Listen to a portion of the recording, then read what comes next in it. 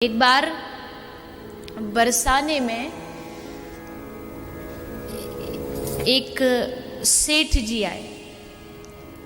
तो सेठ जी का नियम था कि वो कोई किसी को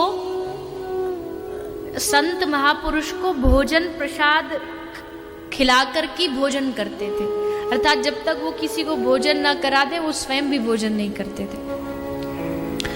तो बरसाने में उनके साथ उनके कुछ सेवक भी आए थे। उनको कहा भैया कोई साधु बाबा को बुला के लाओ, हम उनके चरण धोएंगे और भोजन प्रसाद पवाएंगे, फिर हम पाएंगे।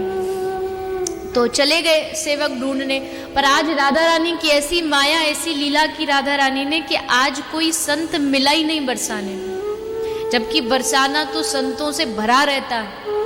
सब संत बरसाने में लाडली जी के चरणों में पड़े रहते, पर आज एक भी नहीं मिला।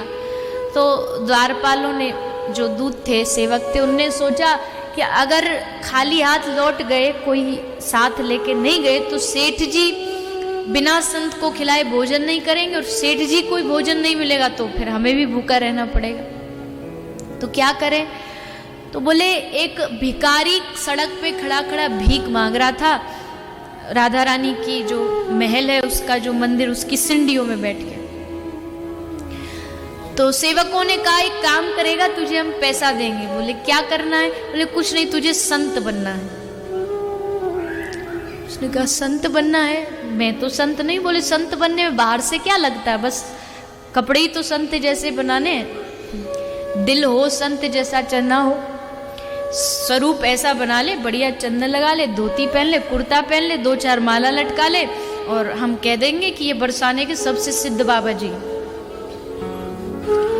तो लेके उनको वो सेठ जी के पास ले आए। सेठ जी ने प्रणाम किया, अच्छा महाराज जी आए, हाथ जोड़े, प्रणाम किए, बिठा दिया, प्रभु बैठिए, भोजन लाइए, थाली लाइए, थाली आई सामने रखी, भोजन करने लगे। जैसे भोजन किया उसने, तो सेठ जी ने कहा रुको, ठहरो, कौन हो तुम? तो उसको पहले से ही वहां से ये सेवक जो समझा के लाए थे कि तू कुछ बोलना मत, हम कह देंगे ये मौनी बाबा हैं, ये बोलते नहीं है, क्योंकि बोलेंगे तो तेरी भाषा से पता चल जाएगा कि तू कोई संतवंत नहीं।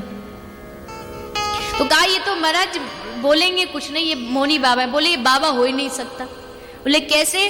बोले इसने आया, थाली को देखते ही ना तो इसने ठाकुर जी को समर्पित किया, ना भोग लगाया, ना हाथ जोड़ा, ना तुलसी को स्पर्श किया, और सीधा भोजन करने लगा। ये संत का लक्षण नहीं हो सकता। संत ऐसे थोड़ी भोजन आया टूट पड़ो, पहले भगवान को समर्पित करता है, फिर ग्रहण करता है। ये संत नहीं। भगाओ इसे यहां से, भगा दिया, उसको भोजन नहीं कराया। अब वो सेठ आज भूखा रहा और रात को भूखा ही सो गया, और जब रात को सोया तो क्या हुआ? आज रात को सपने में उसके राधा रानी आई। राधा रानी ने कहा और भैया सेठ कैसा? सेठ जी बोला राधा रानी आप यहाँ कैसे आना हुआ? राधा रानी बोली तू बता, आज तूने क्या किया? बोले कुछ नहीं राधा रानी, मैंने उस आदमी को, मैं समझ गया कि ये संत नहीं है, कोई ऐसा ही ऐरा गहरा कोई गली का कोई भिखारी उसको पकड़ लाए थे, इसलिए मैंने भोजन ही नहीं कराया। वो संत नहीं था, वो अधिकारी नहीं था। राधा रानी ने मुस्कुराते हुए बड़ा सुंदर जवाब दिया।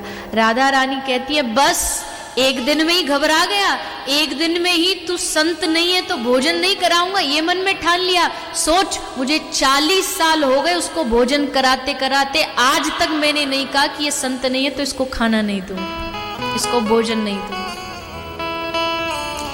अगर मैं इतनी कृपा कर सकती हूँ और तुम्हारे पास कोई आए तो तुम ढूंढने लगते हो। इस बात से सिद्ध हो सकता है कि वो राधा रानी कितनी करुणामयी है, कितनी कृपा बरसाती है। कोई हिसाब किताब बताइए, आज तक आपसे कोई हिसाब लिया? आपने कितनी जिंदगी में सांसें आपको प्राप्त हुई? कभी आपको इनका हिसाब मिला? 1 घंटे के लिए आईसीयू में चले जाइए, मतलब ठाकुर जी करे आप कभी न जाए, माफ करिएगा, लेकिन 1 घंटे आईसीयू में कोई रहता है तो 1 घंटे का डॉक्टर साहब खूब लंबा चौड़ा बिल बना के आपको थमा देते हैं। क्यों? क्योंकि वहां श्वास जो है वो बिक रही है, बेकी जा रही है। राधा रानी ने इतना दिया, कभी आपको सुनाया? फिर भी उनसे रिश्ता तोड़ करके दुनियादारी से रिश्ता जोड़ रहे हैं, और जिनसे रिश्ता होना चाहिए उनसे कोई रिश्ता ही नहीं।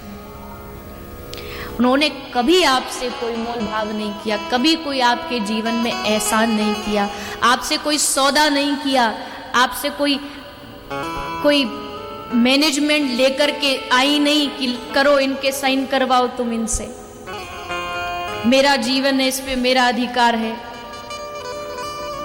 फिर भी उनको भूल गए। इसलिए बस आज राधाष्टमी के दिन राधा रानी से यही प्रार्थना करिए कि हे राधा रानी, हम आपकी ओर चलें, आपके चरणों की ओर बढ़े। हमारा